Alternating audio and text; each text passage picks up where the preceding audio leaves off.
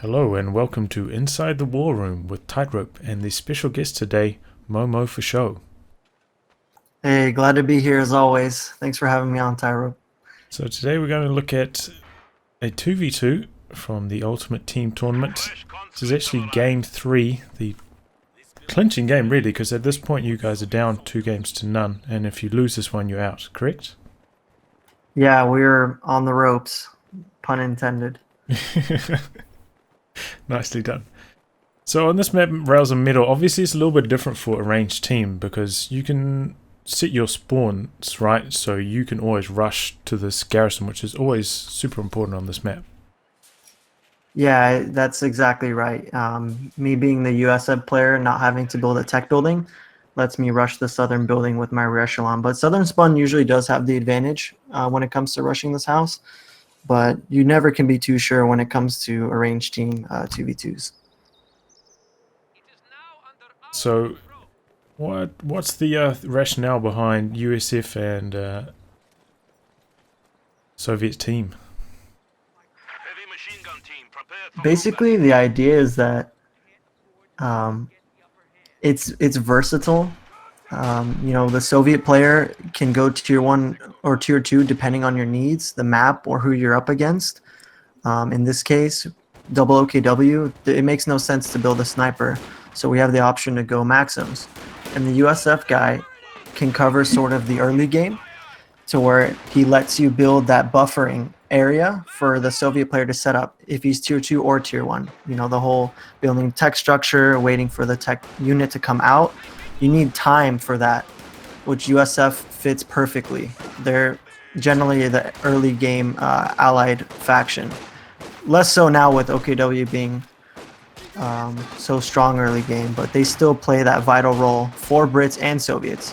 And since Soviets, I think most people would agree, is the better faction all around out of all the allied factions, we see it more often now rather than Brits.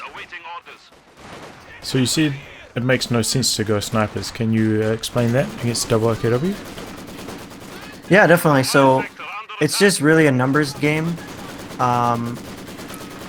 The OKW players, they don't have to put up any tech buildings to get out riflemen like Austere does with Grenadiers. The OKW Volks are 5 men, so sniping a model doesn't have as big of an impact as sniping a Grenadier does because, it's just strict numbers. 25% of your DPS is gone when you snipe a Grenadier. And there's just more of the Volks Grenadiers. You can't really shoot and kite as well as you can against Austere. You're basically just hoping your teammate can cover you from the onslaught of Volks early game. The first 3 or 4 minutes is super brutal as allies versus double OKW because they just have so much meat. It's just constantly coming at you. As you can see in mid, this poor Maxim is about to get just sandwiched. Yeah. So this was a very early tick from Loveness into tier 2. He didn't make like a whole bunch of conscripts first. Is that always what you do, or do you mix it up? I think his build right now is pretty standard for the tier 2 opening. It doesn't really get mixed up too much unless, obviously you're going tier 1. That's mainly the only thing. It's pretty standard. He goes double conscript, double maxim. The ordering sometimes depends, but on his line of thinking, I'm not too sure, but it tends to go well either way. So you guys, as you said, getting pushed from every angle here is OKW. Do you have any tips ways to deal with this kind of aggression? Yeah, I think our early game isn't a good example of what to do correctly. As you noted, we're off 2 losses. We're kind of frustrated. We're not playing as well together. We didn't warm up. Those 2 losses were our warm-ups for the day. But as for advice, against double OKW on this map, you really just want to consolidate together on the right and, keep your mid open with vision so you don't get flanked everywhere without at least knowing, what direction it's coming from before it's too late. And we didn't really do that here. Loveness Maxim was a little bit delayed. I mean, it's tough on this map. Your spawn is so far away from each other. It's hard to support each other. Yeah. So there's an argument to go both sides and see which one sticks. But when you're south spawn on Rails and Metal, you have to go for the house because it's practically guaranteed for you when you're a Western Front Army or British faction. So you're kind of pigeonholed into going on this side. in my opinion. So yeah, just consolidate your guys together. Fight back the blobs, fight back the horde of Volks. Once you stabilize with Lieutenant coming out with 50 cals or the A half track, that's when you can sort of put them on the back foot. But it's really, really, really important that whichever player, it's usually the Soviet if you're going Lieutenant, to get out the AT gun, or the flak half track's just going to give you such a hard time with how powerful it is. So Lovny selected his commander quite early here. He's gone for guard motor already. Is this like something you... Obviously it's very strong, you get the marked vehicle, you get the guards, but why this over... Is it a support? Heavy support? The one with the ISU and the marked vehicle and guards? I don't think we discussed that necessarily. We knew for sure, obviously, the meta, we need guards and we need marked target. That's like, we can just get it out of the way. Yeah. But in terms of ISU or 85s, it really depends. We saw breakthrough on their loadout. So we assumed with double OKW, one guy's going to go breakthrough on Rails and Metal because, Elephant and Yak Tiger on this map are ridiculous. Like, it's just so good. Yeah. So we're just like, if we go ISU, we're just going to play into that. So it doesn't make sense to go for it. So that leaves guard motor, and you just pick it, get it out of the way, I suppose. All right. Is the line of thinking. Yeah. So at this stage, Lovely's starting to both of you starting to push on the left side as well. But you said earlier that you were waiting more for the A half track. Is this, yeah, the A half track is the crutch unit for Lieutenant right now. It's really awkward to maneuver in micro, but if you're good at it, it's really rewarding.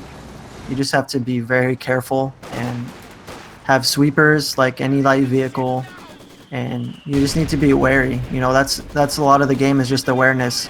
See, like right here, I made a mistake.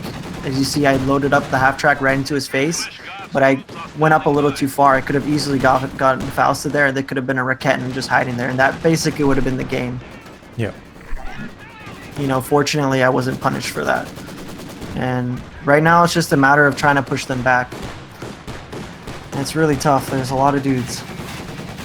Yeah, so you're suffering a triple cap for most of this game. Like 200 VPs almost down this early stage. Do you just keep trying to hold on to the resources, or do you focus more on the VPs at this stage? Because when they're draining this fast, it's got to be very you must be feeling when they're draining. Sorry, when they're draining this fast, it really is a lot of pressure, and you have to acknowledge it. You have to start neutralizing, at least stopping the bleed, because it's only 8 minutes in. Like, you have to play a whole game, and not to mention in this case you're down 2. Like, it's ridiculous amount of pressure. You can't let them just cheese you out on VPs, because when you finally get the room to come back, you don't have much room to work with. So you have to be wary of that, and that's why we see a lot of players skipping resource points sometimes and just capping the VP, especially in tournaments, because it's very important. You see Von Ivan do it all the time. I mean, back in ESL, that's what he would do, because even if he doesn't beat you that one game, he's going to ensure that he gets a faction pick, which Sully and Stark did get in our ace game. So it's very important to consider these things, even in the first 2 or 3 games of your series. So those first 2 games you lost, you mainly consider that because you weren't warmed up? Was there anything you changed in your strategy? Yeah, there's a few things. Warm up is one thing, but that's not to take away from Sully and Stark, because they're an amazing team. Yeah, they are very strong. And they've played so many games together. They're very strong in synergy, just everything. They know what they're doing, especially in their Axis game. We also made some poor build decisions. In Game 2, I feel like we could have won that, but we made the poor decision of building multiple Panthers, which honestly aren't worth it right now. Yeah. And that really cost us, I think, is the main thing. And, we just didn't play well. Bottom line, we didn't play well. Not just the warm-up and the build, we just didn't play as well as we could, and we made a big mistake picking Elst outskirts. Is the last thing. That was a big mistake. Alright. Well, the A half tracks come onto the field, and as you said, it's allowed you guys to gather a lot more territory. What's next on the cards? You obviously branched out. You've capped most of the map here. What's the strategy next? At this point, you've bandaged the wounds. You're starting to keep it stable. holding down at least a fuel point and munition. Right now, to be honest, you focus on one element for each player. Like for me right now, I'm just looking to get out a Sherman or a Jackson as soon as possible. I'm not going to mess around with, you know, anything else with other than bars. I'm not going to get nades. I'm not going to make any other purchases with vehicles. You just rush major, rush out the Jackson or Sherman depending on the situation. In Loveness case, it's a little bit different. It does depend on how fast they get their P4s. And in this situation, they're going to get them pretty quickly. So, you know, he's either getting a T-3485 first, or if I've already gotten the Jackson out, then he would be getting a Katyusha, because Rocket Arty is the most important late game. And right there, we just lost 2 squads to the Stuka, which was such a disaster. There was no reason for that to happen. Yeah, that was a big one. Yeah, what happens when you lose 2 squads like that? I mean, do you rebuild the squads? How do you decide what to do? Because you said, obviously, you're not going to spend fuel on other things. You've got to rush that tank out. But how do you decide whether to rebuild a squad? You really just have to look at your bleed right now. You know, having lost a squad, the good side to it is that you're going to get more manpower now because your pop cap is less.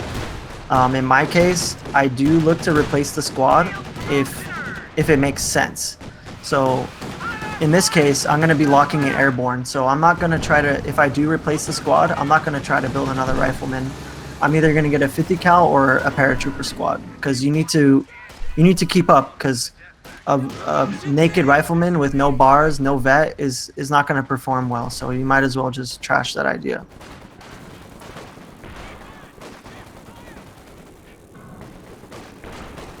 So I think here, looking at it right now, I'm actually not sure what I did with this manpower. I think I'm waiting for a Jackson right here. Or excuse me, Major, unless I already have him out. No, I don't have him out. No. So I'm either getting another 50 cal here or just dumping it into Major. I notice Loveness seems to be soaking up a lot of the manpower bleeds. Is that like just a common thing for Soviets? Because I've noticed throughout a lot of these Ultimate Team Tournament games, the Soviet player seems to get hammered, basically. Yeah, they have the higher squad count, the members, the 6-man. So it does make sense in that way that they're taking more losses. But I think more of it in this game has to do with our poor early game. You know, we weren't really hunkering down. We were just kind of all over the place, sort of playing 2 1v1s and letting it, you know, just ride out and see what happens, rather than, you know, protecting his assets, protecting the Maxim so he doesn't have to retreat and take losses and have to take a lot of bleed. But you are right, it does seem like the Soviet player does take more losses. I don't know if it's just the way the Soviets play out in their playstyle now, with the guards being more expensive, or if people aren't utilizing conscript merging into guards. So there's a lot of reasons why that could be happening. So Loveness is to T70, and this is quite a late stage to be in T70. As you can see, he's got like about 100 fuel in the tank. I mean, T70 obviously has some good scaling to the late game with the recon mode, but why T70 now instead of just saving a little bit more fuel going for a T34? The hurt's on. That's really all it is that we're just getting pushed at will whenever they feel like it. Whenever they make a push, we're having to pull back. There's nothing really there to check them. And that's why Loveness went for the T70, because if you let them just keep walking over you like they are now, you know, whenever they decide to commit to a fight, you lose, then there's a problem. You can't wait. So the T70 is a sort of a stopgap in this situation, because you know they're going for the Panzer IV or the JP4. So you need something to keep you afloat that lets you even hold on to what you have, so that you can actually fight back what they're getting in the next few minutes. So in that sense, that's why the T70 is important. And like you mentioned, the recon thing is huge. Like, once this thing vets, it's just gonna self-spot for my Jacksons. That was the other reason why we got it, is because it's just really good in that department. As well as the self-cap with Soviet vehicles, which you'll see later on is really pivotal. Yeah, recon does seem to be extremely important in 2v2s. And it seems like generally Axis have slightly better access to it through their commanders, at least the ones that are popular in 2v2. Got a lot more recon planes and of course the artillery flares. Yeah, the flares are the huge thing now, because as you mentioned, everyone's trying to utilize some sort of strafe, whether it's Luftwaffe ground, P-47 strafe, IL-2 strafe. So they have AA now. So if you can utilize something like mortar flares or the artillery flares from Spec Ops, Panzer Fusilier flares, that's just perfect. You're not gonna risk losing that vision. You know, sniper flares too. I forgot to mention that's probably used the most now. Soviets being super meta as they always have. You just need something to give you vision at all times when available. And something that doesn't involve a plane that can be shot down and land on your own guys like we saw in game 2. You know, my stern piles were repairing my flak half track and they got deleted by a plane that crashed. I don't remember if it was ours or theirs, but you know, those things do matter. And in really close series between two good teams, it has a big effect.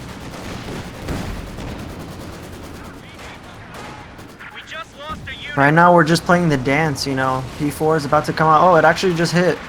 Stark just had his P4 come out, and this is where it's kind of like, okay, dude, we need to do something. Like, we need to commit one area. We can't just play willy-nilly, harass this, unless it's for a good reason. Like, right now, we're heavy on the left with Love Nest, but I don't have anything covering right side, and it's because we decided to sort of harass them on the left, but it's not really working out. And once this P4 reveals itself, this is when we're really like panicking. Like, dude, my major is, you know, not even out. Oh no, you got the major. Have a T70. Oh no, I do. Do I have it? It died. Oh, it died. Okay. Yeah. I was just looking at the tech structure. Yeah. By this point, I should have a major. I'm doing something really wrong. Yeah. But yeah, like right now, bleeding manpower. It's gonna be about another minute before I can actually buy it. And at this point, it's really safe to just limit your engagements when you're saving manpower, because you want to be able to afford to replace your guys and get your vehicle. So we're just resorting to the VPs right now, because 200 points, less than 200 points, only 18 minutes left. These guys are still over 400. There's a long way to go. Yeah, so at this stage, you guys are kind of a little bit light on AT. You've got one anti-tank gun, one guard, some bazookas basically, so this P4 could quite easily decimate you if you spread out too much. Yeah, and you know what? I think on Stark's point here is that he was definitely a little too conservative with it in his first few minutes. He went to the right side, he forced my 50 cal to retreat, and now it's finally made itself to mid, but he's playing it very cautiously. I mean, we haven't really shown too much to have him respected. There's just an AT gun. I'm right now queuing a Jackson up 18 minutes in. There's nothing there. So he's showing us a lot of respect, which isn't wrong in its own place because we're watching a replay with no fog. But I think if you put a little bit more pressure on us, then they may have been able to squeeze more VPs than they did in these last few minutes. Because we stabilized here. We've stopped the bleed. We've actually put the clock back on them for a brief moment in time. So those things really do matter. Applying the right amount of pressure when you're ahead. So you're up against double OKW, that means you're going to be up against a lot of Rakittans. Do you have any tips to avoiding Rakittans as the allies? Don't overextend just like any AT gun, because these bastards are cloaked right in front of your face and you don't even know it.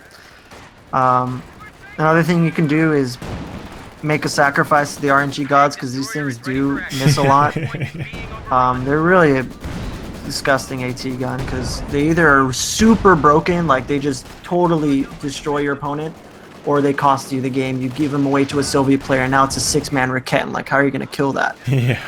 So really, tips is not to overextend. You know, don't get baited into chasing light vehicles, because there's probably a Raketen right behind it. There's a Volksgrenadier hiding behind something. And just be wary, because it's really hard to play against them. So just be careful, just like Stark is being with his P4, but in the other way around. Yes. I almost got the snare off here up top, and if it wasn't for this mine here, he probably would have lost his P4. I went for it here, and I think I went for an attack round, but he played it well and got behind the house, and there's not much you can do at that point. This is where you respect the Raketen. And I also just hit a mine. These guys are putting up mines. You can bet on it. And I don't have any sweeper there to support, so I need to stay within my realm of the front line where I know there's no mines. fair decision, because losing a Jackson at this point would probably also be game over. Yeah, you have to play it safe here with the Jackson. You need to have something screening it. Like I have my A half track here. Unfortunately, I shouldn't have it on this angle because there's nothing covering me on the right side other than this rifleman that's in the corner, which isn't going to help too much if something rushes me down. And you know, that's really it. You just have to be careful with these units that are keeping you alive. Like this Jackson is really the main threat putting this P4 in check right now. And you just need to be ready for them to push it, because you don't know what's waiting behind the fog right now. We know that Stark has a P4. I haven't seen a tank from Sully yet, so I don't know what he's trying to do. If he's selected JT already and he's just gonna wait to get the JT, or he's getting a JP4, which I think would be a good call once he's seen the Jackson. Or okay, he has the P4 out now, so they're both going heavy into that little jack of all trade tank, the OKW P4, which is a really, really good unit. It's super solid. Super solid, but the meta I've seen from this tournament seems to be a lot of tank destroyer spam. Yeah, that is the meta now, especially with the Jacksons being a lot more powerful in their survivability. And really the only thing you can do is get the JP4 as a way of supporting your P4s, because those Jacksons, SU-85s, they're gonna kite you, especially if they have vision. Yeah, the Jackson does actually have quite a lot of self-spotting vision too, which is another bonus it has. Yeah, the Jackson is amazing. I mean, it's always been solid, but now more so with that, I think, well-deserved life increase, the HP increase. But it can definitely use some adjustments, because it's for sure slightly overperforming right now at the very least. Yeah. We have a Katusha out here, and you know, this moment I remember specifically. I was like, yo, Loveness, dude, pull this shit back. Like, this shouldn't be here. And it, just like that, it got destroyed. And it was just super frustrating, because, you know, we can't afford losses like that. We're already so behind that losing a Katusha, it's so much manpower. And as you can see, he's really low on pop cap right now. Yeah, he's got almost nothing. So I was really frustrated by that. I mean, it happens all the time from both of us. I'm sure you can pinpoint a point where it's just a reckless mistake. I think I had the same one in game one where I threw away my A half track super early. It was just total shame. So things like that, they do happen, but in a tournament, you can't afford for it to happen. You have to be on your toes. So you just have to be careful, guys. That's all you can really say, is that when you, like in that case, he had nothing really screening the Katusha. He was shooting into the fog. There was nothing protecting him. And we knew the P4 was there. There's no reason a Katusha or any kind of rocket arty should be that up close.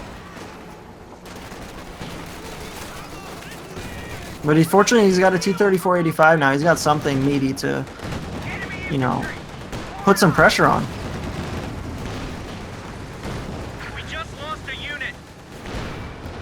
So, fortunately, we've locked down the right VP as well. Like this, they've been harassing it nonstop, making very good use of their smoke. I have a 50 cal parked there, and they just constantly smoke it and decap it. It was super annoying, and that's what you should be doing against MGs. I mean, there's nothing wrong with what they're doing. It's exactly what you're supposed to be doing. ISG smoke barrage is super good, and people don't use it enough. It seems like in auto match. Yeah, well, it's pretty new occlusion. I think people are just not adjusted to that yet, you know?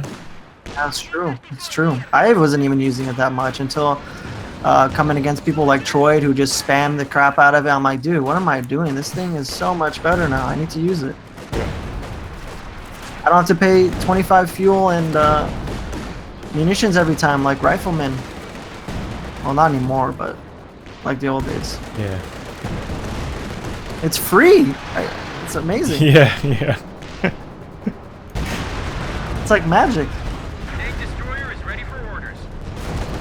So playing against double OKW versus double or mixed axis in the late game, how's that differ?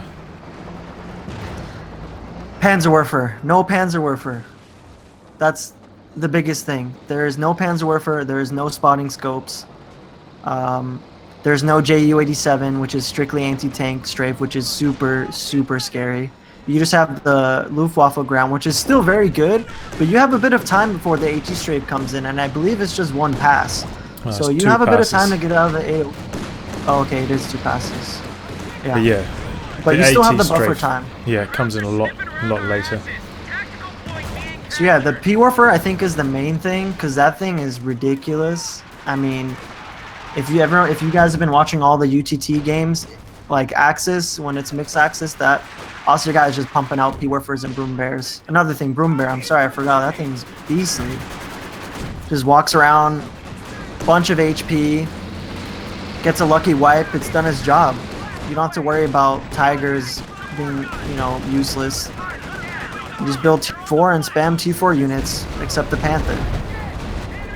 Okay, Second Jackson out there, deleted the P4, which was, excuse me, the half track, not the P4. That thing, that's another mistake there that a lot of OKW players make when it gets this late in the game. You can't be as aggressive with your flak half track as you were in the first 10 minutes because there's enough resources on the field now from both players to just one-click delete your light vehicle. Like, you just need to pull it back and have it as a support role, you know, behind the front lines to shoot down planes, or in case you lose your front lines and to stop them from just overrunning you. yes, that was a pretty big mistake. See here, we're shooting down the planes there, a half track doing his job. But unfortunately, Fallschirmjäger in the front line, or back line, took our ambulance out, which really hurts USF late game. Like, it's a super pain to replace that thing. Because you're bleeding, you know, just like any unit that's irreplaceable. It's super painful. And right now, we lost the stolen Raketten. We were trying to take that back from them. This P4 is pushing up. I only have one Jackson available. The other one got pushed back by the strafe. But Sully's taking some losses as well. He's trying to save up for something because he's floating a lot of fuel, but he's got a lot of squads to reinforce. And they also have a Panther out, which is still scary. It's not the best unit, but when he's coupled it with that heat rounds on the armored assault, or excuse me, elite armor doctrine, it knocks down your tank destroyers really fast because I think it's like a 20% DPS bonus, 20 to 30%. So you basically mitigate that HP increase the Jackson got when you equip that. Well, it still takes 4 shots to kill, so it really doesn't make any difference actually. Is it still 4? Yeah. With the Panther shell? Yes, so it is 20% bonus in damage and penetration. So yeah, still 4 shots. It really only matters against heavier tanks, or perhaps you know, like light vehicles that will die in 2 shots. Does it still affect, say, if you snare it though? Like if you get the 3 shots in a snare, is that a kill? Because that's relevant. Yeah, that is exactly the case. Okay. Yeah, I mean, I'm not the best math guy like Mirage Flower or Mr. Smith or you, so you definitely caught me on that one. I'll have to refer to you, because you're the rope guy. But they did go for elite armor. What do you think of this commander in 2v2? I used to love it a lot, but it's just not the time. It's not the meta for it right now. It doesn't do enough for you to really warrant picking it. The signal relay is really busted, but it's 50 munis every time you use it, which is huge. Because you're trying to use all these abilities. It's just a muni-heavy doctrine. And the Sturm Tiger got nerfed, fortunately. So it's not as good as it was, and it's just a huge income sink. It's not enough utility in that doctrine. Nobody ever builds the commander. Nobody really uses the emergency repairs.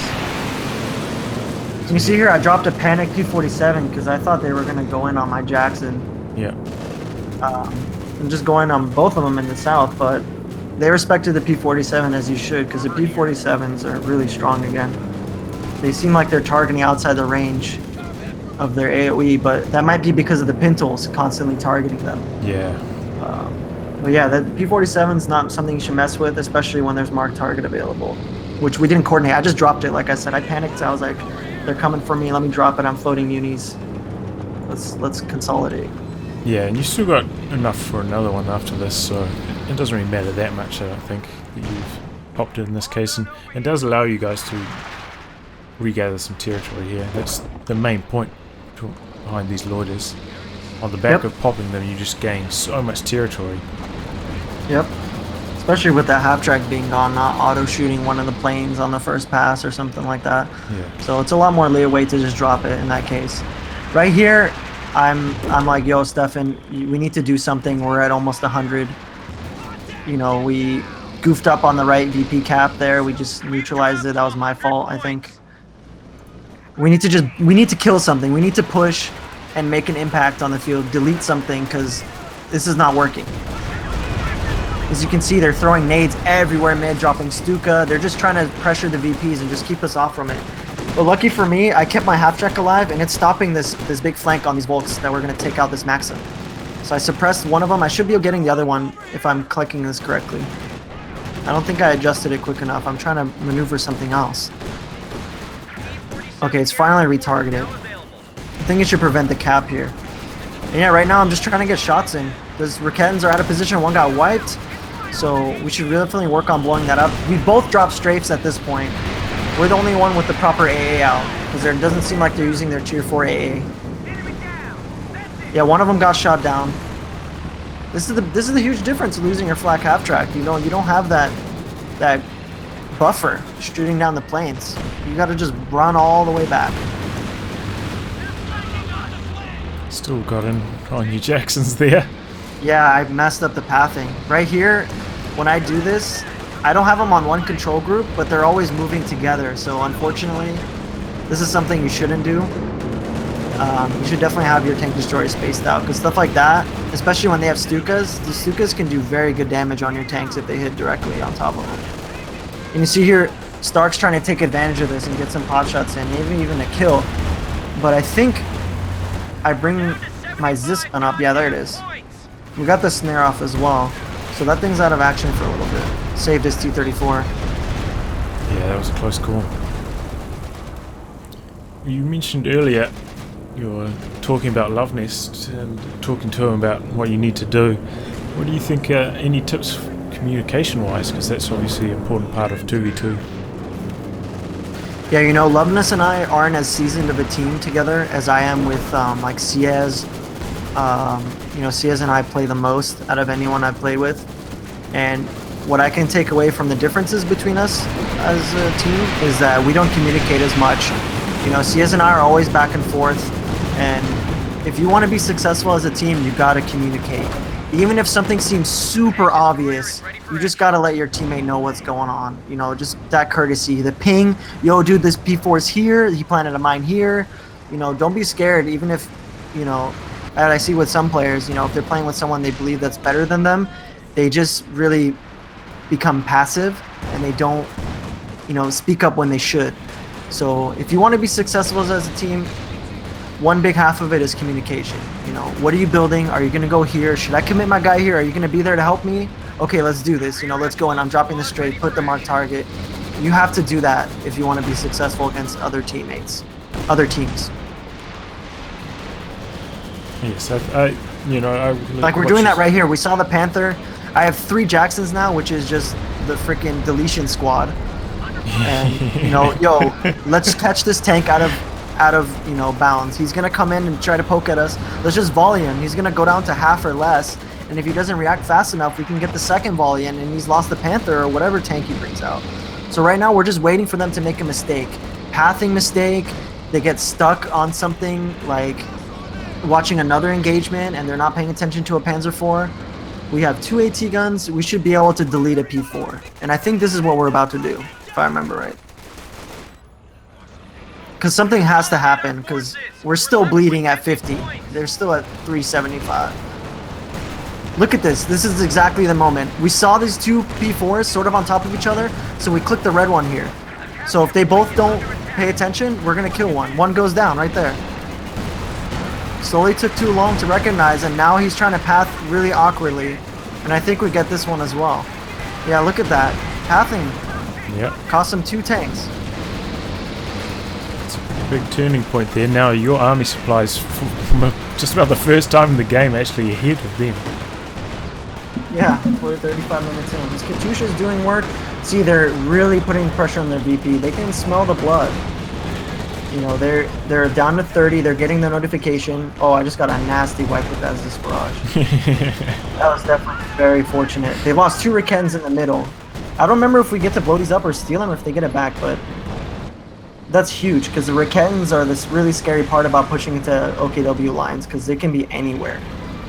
Do you think this was a mistake from them? Like, they kind of just left so many units in the capping circle in the middle there, and they end up just losing a tremendous amount after they lost their tanks. Yeah, I think it was just sort of like a, dude, they're at 50 VPs, just throw everything you have, stay on top of it. I have this side, we should be able to bleed them out enough to make another push. And yeah, it was definitely a mistake because they just lost a lot of manpower, and I think they lost 1 or 2 squads along with those Rikens. Sturm Tiger makes an appearance, just shoots down the Riken that we were trying to kill, or trying to steal, excuse me. And the Sturm Tiger took just about half health getting that shot in. So it's really not that good because you got to idle in front of something for a brief moment in time before you can actually fire it. And that gives plenty of time for 4 tank destroyers to get shots in. Yeah, I think that was a really bad idea from being getting the Sturm Tiger. I think, yeah, it its was more current like a meme, it performance. seemed like. They're like, oh, we're going to win based on the early game. So, like, let me go Sturm Tiger is what I would think. But, I mean, they must have had something in mind because they definitely showed a lot of respect this game, even being up 2-0, which is the right thing to do. You never want to be too full of yourselves because that's the moment when, you know, the good players are going to punish you. Like, that's just how it is. Just bounced 2 shots on the Panther there. Yeah, 3 shots. Panther's got strong armor still. Yeah, it should be bouncing at that range. It's fair. I was just trying to. I think I'm just feeling myself at this point. I'm like, you know what? We just deleted a bunch of stuff. Let me try to get some easy, you know, creeping kills. See if they're not paying attention. And he was. And I hit a mine here, and I got super paranoid. I brought my rifleman up to screen them, get some snares in if he tries to push in. And the Sturm Tiger does make an appearance.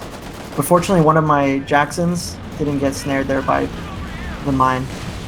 So I pop a crit repair just to get the hell out of there. And I believe I got the snare off here on both of them. Oh, yeah, Okay, no, the other one didn't get snared. And yeah, I just retreated because even though he's just canceling the Sturm Tiger barrage, you just can't mess around with that because that's 2 riflemen on top of each other.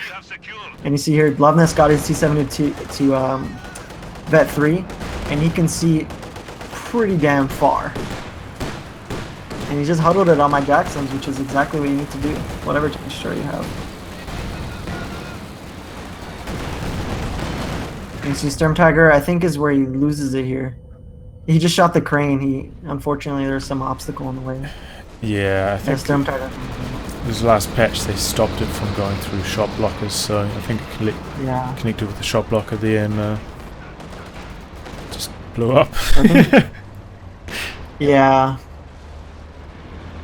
At this point, when it's a game like this crazy, I don't try to type too much because it's just too distracting. You don't know if someone's baiting you or, you know, if you're typing, you're gonna lose a unit. So it's just better not to respond until the end of the game, you know, so your GG's and blah, blah, blah. Yeah. Even though I've definitely typed in the middle of a game before. It's just something you don't want to do, though. Yeah, especially So right now during we're the using tournament. this opportunity. Yeah, especially in the tournament. Right now we're using this opportunity, the room we created to kill the tier 4, just prevent any tier 4 vehicles coming out from start. It boxes them into another Sturm Tiger or King Tiger, which is perfectly okay with us. I mean, we have 3 Jacksons, SU-85s, this gun, 2 85s. Like, we're more than ready for that. We're more than ready for anything at this point. We've snowballed way too much in the tank destroyer department. There's not much you can do at this point unless you've gone the Elephant or JT early enough to stop this. Because right now, unless you make a super big mistake, like if one of you commit to a push while the other one wasn't ready or wasn't willing, and you know you lose your tanks, that's the only thing I can see Sullian start coming back with, is if I just, oh dude, we got this, let me just go in, and then I lose my Jacksons, then that's the point where it looks bad. But right now, if you play it safe, play it just like you would any normal game, then you just gotta grind it out and you should win. Yeah, that Vet 3 T series is just giving you all the sight, man. So it's just insane, like Yeah, all it's the way to their nasty. bases from the middle. Yeah, that thing is pretty freaking ridiculous. Even after being nerfed like twice or whatever. Yeah, well, there's the Vet 3 bonus that gets the 30% sight Yeah. range. So you have to. It's not like you can build it in the late game and then just Oh have no. busted sight straight away like you could with the old 222 or spawning scopes. Yeah, you're right. Unfortunately, Kurihi banned IR half track and the Valentine from the tournament, so we don't have to worry about silly stuff like that giving vision for nothing. So yeah, you're right. You have to earn the vet on that first. So if you're not careful to G70, it's not getting to tier 3. It's tier 3, vet 3. Had a few drinks, sorry. That's alright. You've done pretty well so far. So yeah, I think. Thank you. It's hard to keep up with the master. I think at this stage, like yeah, you guys are pretty far ahead. You got a firm grasp on all 3 VPs. How do you allocate your units to make sure they don't sneak a win? Basically, what you want to do is, I mean, it makes it easy when you have the Vet 3 T7. You can see so much. Like right here, we see them moving their tanks over, their units. We see more than one player. So you kind of just assume, okay, they're rotating here. Let's just get everything ready. So it's just about your awareness. If they're taking a while to reappear on the field, they're probably relocating to another side and come another angle. But to just keep your options open, you just want to have units everywhere. Like you see, I have my Sherman just chilling here. We got 2 units guarding this VP. Middle is more than enough covered. So it only makes sense for them to go to the left side with their tech structures being towards that area. So that's where I rotated the Jacksons. And you finally got a JP4, but it's way too late. That thing's not going to keep up with this many AT units. Yeah, so do you think that was a build mistake from them? They should have got some more Jagdpanzer 4s earlier.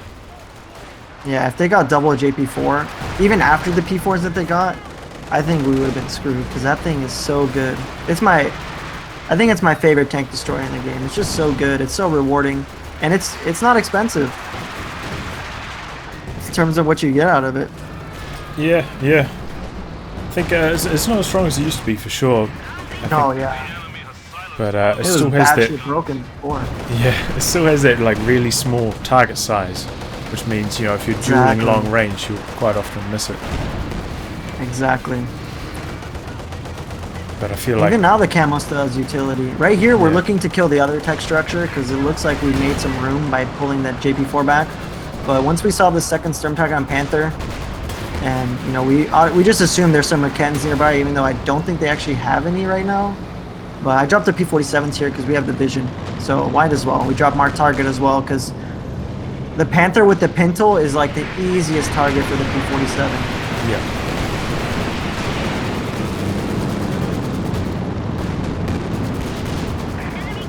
And Stark respects that and goes all the way back because you can't mess around with Mark Target P47. Yeah. Right here, I'm abusing Pop Cap and getting out more tanks than I can. Sorry about that, but yeah, it's in the game. Everyone does it, especially in a tournament. You gotta use it because everyone else is gonna use it. And we killed the tier 4 there without him getting another unit. I forgot which one was building, but that's a good timing on our part. Yeah, this. Right now we're just trying to kill them because we know we've won and we don't want to give them any space to come back. So at this point, it's okay to push back because you have the vision, you have the plane strafe still incoming. I threw away a Jackson there because of my poor micro, but there's not much they have left to really come back with. You've already snowballed out of control, so right now it's just a matter of keeping them in their place because it's still possible for them to sneak a VP decap here and there. This is what they're trying on the right side. But fortunately, we're on top of it and prevented the decap. Because, we've seen those kind of wins before. But right now, we just pretty much knocked out Stark. He's not really got anything left. There goes the Vet 4 Panther. Oh yeah, I think... kudos to them getting that. I think another thing with Panthers though, I feel like they're a lot stronger when they have Panther Tactician. It just makes them impossible to kill. Oh yeah. That's why I don't agree with double OKW. Like, it has that very, very powerful early game combination Like throughout the series, they were building double stern pile and the normal Volk build order, and just applying ridiculous amount of pressure. Like that aspect of double OKW and the ability to get out two light vehicles between you very quickly, whether it's a half track plus Puma or a half track plus Luke's or Stuka, like it's really strong. But you start veering off your power level around the 18-20 minute mark, because if you haven't won by the time your P4s hit out, or you haven't gotten really close to draining them, it starts getting really difficult because you don't have the Panzerwerfer to knock out the infantry. You don't have the Broom Bear to do that same role. You just have way less tools than Austere. And it really showed this game because they're just building the same things over and over again, expecting it to work against something that it's not built to work against. So I think in that aspect, for you Axis team players, you should just play mixed, honestly. It's just way too good. It's so easy to synergize, and they complement each other really well. I think they complement each other the best out of any two faction combinations in the game. Not to say they're the best, but the way they work together, I think, is really good. Yeah, I agree. I think another problem with double OKW is this patch at the moment, quite a few of the units are quite high in supply, so they often have close to 100 supply, but it looks like they actually have quite a small army. Yeah, King Tiger and Panther, best example. Just a lot of pop cap for not the best return, and it's just like a I don't know if it's supposed to be negative feedback loop or positive feedback loop, but you're constantly being drained without any benefits coming from it. So it's tough, but OKW is very solid, but they're not good enough to be able to defeat a good allied team most of the time, I would say. Well, I think... and this is an Axis map too, so I think it really shows in that aspect. Well, I think we've covered it pretty well there, Momo. Thank you for joining me. It's been very educational. Yeah, anytime, man. Wish us luck for the next series because we're going to need it. Isildur and Von Asten are a really good team, and they've played way more than we have together. So we really need to be on top of our game for this next series. All right, well, good luck with that. And thank you. See you all next time.